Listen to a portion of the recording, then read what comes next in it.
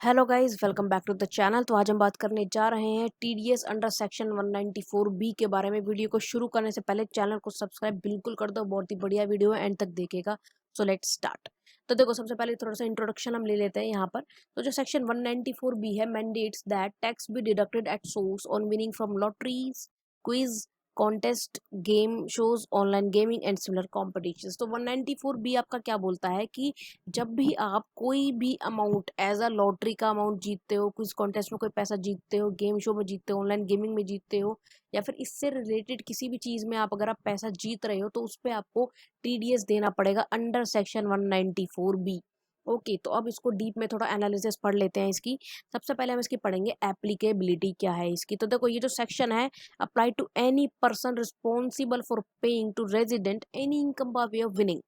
कोई भी resident, India का रेजिडेंट जो कि किसी एक इंसान को जीते हुए पैसे दे रहा है, कौन सी चीज से जीते हुए पैसे? लॉटरी से, क्रॉसवर्ड पजल से, कार्ड गेम से, टीवी शो से, या फिर ऑनलाइन गेमिंग और सिमिलर गेम से अगर आप पैसा जीत रहे हो, तो जो भी आपको वो पैसा देगा, मतलब जो भी ऑर्गेनाइजर है, वो आपको पैसा टीडीएस डिडक्ट करके देगा। I repeat in very simple language, if आपने lottery, crossword puzzle, card game, TV show से कोई भी पैसा जीता है, तो जो आपका जो ऑर्गेनाइजर है, जैसे केबीसी से फॉर एग्जाम्पल अगर आपने कोई विनिंग अमाउंट जीता है, तो केबीसी जो है वो आपको टीडीएस डिडक्ट करके ही आपका अमाउंट देगा। यही आपकी एप्लीकेबिलिटी में आता है।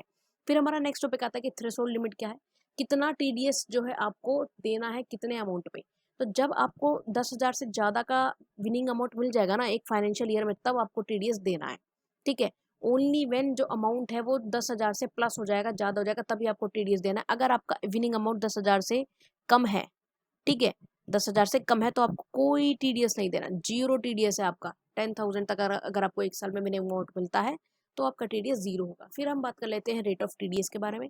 फ्लैट 30%, 30% का यहाँ पर आपको टीडीएस देना होता है। हाईएस्ट होता है जो विनिंग लॉटरीज वगैरह का जो आपका टैक्स रेट होता है, टीडीएस होता है, वो हाईएस्ट होता है 30%। प्लस में आपको सरचार्ज और सेस भी देना पड़ेगा अगर एप्लीकेबल है तो। अगर नहीं एप्लीकेबल है तो कोई बात नहीं, एप्लीकेबल है तो देना पड़ेगा भाई।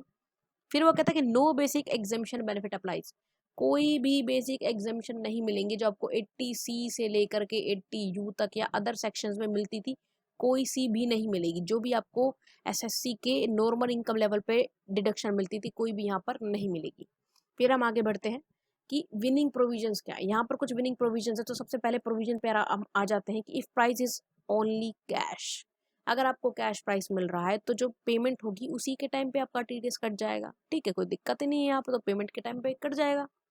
फिर वो कहता है if price is partly in cash and partly in kind. अब कुछ तो आपको कैश में मिल रहा है और कुछ आपको काइंड में मिल रहा है। ठीक है भाई, 10 लाख रुपए मिल गए और एक गाड़ी मिल गई, तो वो जो टीडीएस की जो वैल्यू होगी ना, वो दोनों को काउंट करेगा, कैश और काइंड दोनों को। जितना भी रुपया आपका टीडीएस का बचता है कैश की वैल्यू पे और काइंड की वैल्यू पे, उसको कैश के प्रोपोर्शन से एडजस्ट किया जाएगा। अगर आपका कैश कम पड़ जाता है, तो आपको एक्स्ट्रा टीडीएस डिपॉजिट करवाना पड़ेगा बिफोर क्लेमिंग द काइंड। ठीक है, if price is fully in kind. अगर आपको कैश मिल ही ना है, पूरी तरीके से काइंड मिल रहा है, लाइक गाड़ी मिल गई, बाइक मिल गया, घर मिल गया, तो क्या करोगे? तो आपको ये करना होगा कि जो पेयर है वो ये इंश्योर करेगा कि विनर अपना अमाउंट दे दे टीडीएस का क्लेम करने से पहले। फॉर एग्जाम्पल, अगर मुझे एक कार मिली है, ठीक है, तो मुझे गाड़ी लेने से पहले गाड़ी का जो टीडीएस बनता है ना, for example it is 1 lakh rupees का टीडीएस बनता है, वो मुझे ऑर्गेनाइजर को सबमिट करवा के आना पड़ेगा, डिपॉजिट करवा के आना पड़ेगा, तभी मैं गाड़ी लेके जा सकती हूँ, एल्स मुझे गाड़ी नहीं मिलेगी। Without TDS payment price can not be released. कोई पैसा नहीं मिलेगा, कोई गाड़ी नहीं मिलेगी जब तक आप टीडीएस का पेमेंट नहीं कर देते हैं। एक एग्जांपल देख लेते हैं इसको समझने के लिए। आपके एक गाड़ी है 8 लाख रुपए की, लकी ड्रॉ में आपको मिली है, उस पर 30 रेट लगेगा और आपका टीडीएस बन जाएगा 2,40,000 रुपए। सिंस कोई कैश प्राइस नहीं है, तो विनर को पहले पैसा देना है, उसके बाद उसको गाड़ी मिलेगी। तो पहले हम क्या करेंगे, 2,40,000 रुपए दे देंगे और फिर अपनी जो कार है उसको हम ले आएंगे। अब कुछ इंपॉर्टेंट पॉइंट्स देखिएगा, बहुत इंपॉर्टेंट पॉइंट्स है। जैसा कि मैंने आपको पहले बताया था कि no deduction under chapter 6A। 6A में जितने भी डिडक्शन है, 80C, 80D, 80U, 80I, JJ, या फिर बहुत सारे इनकम है, कोई भी एप्लीकेबल नहीं है। किसी में भी कोई भी एग्जेम्पशन आपको नहीं मिलेगी, नो एक्सेम्पशन। फिर वो कहता है कि this income is always taxed under the head income from other sources. ये वाला जो विनिंग लॉटरीज वाला गेम वाला जो आपका शेड्यूल होता है, ये सारा का सारा हमेशा से ही इसका इनकम आपको इनकम फ्रॉम अदर सोर्सेज के तरीके से माना जाएगा। ओके, 5 हेड होते हैं ना, तो ये अदर सोर्सेज में आता है। फिर वो कहते हैं नो एक्सपेंडिचर और अलाउंसेस कैन बी क्लेम्ड। आप कोई एक्सपेंडिचर, कोई अलाउंसेस क्लेम नहीं कर सकते, कोई डिडक्शन क्लेम नहीं कर सकते। फिर एक मोस्ट इंपॉर्टेंट पॉइंट, अगर आपका पैन फर्निश नहीं है, पैन यहाँ पर मैंडेटरी होता है, लेकिन अगर आपका पैन फर्निश नहीं है तो आपको एक्स्ट्रा 20% या फिर प्रिस्क्राइब रेट जो हाइयर होगा वो टैक्स देना पड़ेगा। फॉर एग्जाम्पल मेरे को जो है टैक्स रेट है मेरा 30%, अब मेरे पास पैन भी नहीं है तो मुझे क्या करना पड़ेगा, मुझे 20% एक्स्ट्रा टीडीएस का अमाउंट देना पड़ेगा। ठीक है, तो मेरा टैक्स रेट कितना होगा, 30 + 20 का टीडीएस का टैक्स रेट होगा। ओके, अब यहाँ पर कुछ इंपॉर्टेंट पॉइंट्स हैं, उनको और देख लेते हैं। उनके अलावा जो मैंने पहले पढ़े थे, when a certain percentage of amount has to be foregone in favour of government और एजेंसी कंडक्टिंग लॉटरीज, तो वो जो प्रोपोर्शन है वो टीडीएस के लिए सब्जेक्ट नहीं किया जाएगा। सिंपल भाषा में समझाएं तो अगर आपको जो विनिंग अमाउंट मिला है उसमें से कुछ पैसा आपका गवर्नमेंट के पास जाता है या लॉटरी जो कंडक्ट करा रहा है उसके पास जाता है, तो वो जो गया पैसा है उस पर आपको टीडीएस नहीं देना। फॉर एग्जाम्पल मुझे 1 लाख रुपए मिलना था, ठीक है, 1 लाख में से 30,000 रुपए मैंने गवर्नमेंट को दे दिया, तो वो जो 30,000 है वो काउंट नहीं होगा। मुझे टीडीएस कौन से अमाउंट पे देना है, मुझे टीडीएस सिर्फ और सिर्फ 70,000 पे देना है। ठीक है, सिर्फ और सिर्फ 70,000 पे देना है।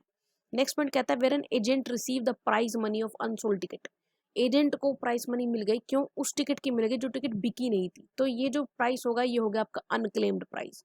तो ये वाला जो अनक्लेम्ड का जो प्राइस मिलता है ना वो आपकी बिजनेस इनकम मानी जाएगी और उसी के अकॉर्डिंग टैक्स रेट लगेगा।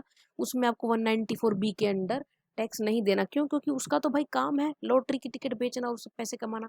अब उसकी गलती थोड़ी है कि जो टिकट नहीं बिकी थी उसी पे प्राइस निकल गया। Okay, next point is if prize money is paid in instalment, अगर प्राइज मनी इंस्टॉलमेंट में दी जा रही है, फॉर एग्जाम्पल यहाँ पे मैंने 1 लाख रुपए मिलने थे और मुझे 10 महीने में मिलेंगे, हर महीने 10,000, तो हर महीने के अकॉर्डिंग ही, सॉरी, हर महीने के अकॉर्डिंग ही आपको जो है इंस्टॉलमेंट में टीडीएस कटता जाएगा।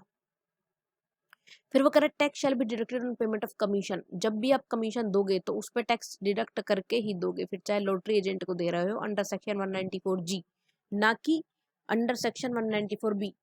सिंपल भाषा में बताया जाए तो जब आप कमीशन दोगे ना, इस लॉटरी बिजनेस के लिए आप कमीशन दोगे तो उसका जो टीडीएस कटेगा वो 194G के अंडर कटेगा, ना कि 194B के अंदर। ओके, ये सेक्शन भी हम पढ़ेंगे। एक थोड़ा सा रिवीजन ले लेते हैं। देखो हमने पढ़ा सेक्शन 194B जिसके अंदर आता है lottery, crossword game shows, winning prize. Threshold का है 10,000 तक कोई टैक्स नहीं देना, उसके बाद टैक्स देना है। कितना टैक्स रेट है हमारा, 30,000 का टैक्स रेट है, कोई भी डिडक्शन अलाउड नहीं होंगे, जितना पैसा जीता है उस पर टैक्स देना है। धन्यवाद, thank you so much. Please don't forget to like, comment and share, और सब्सक्राइब तो बिल्कुल ही कर देना। Thank you so much guys, thank you. Hello guys, welcome back to